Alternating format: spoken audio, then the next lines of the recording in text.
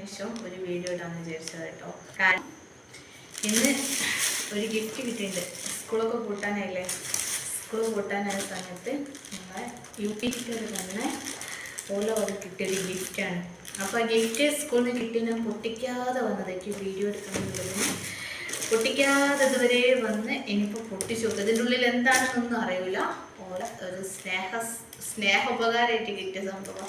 അപ്പോൾ നമുക്ക് ഇതൊന്ന് പൊട്ടിച്ചു നോക്കാം.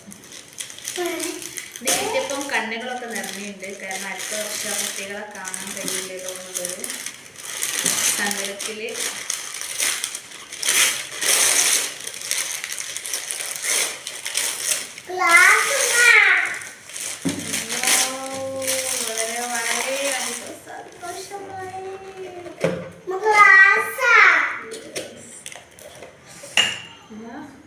Juice class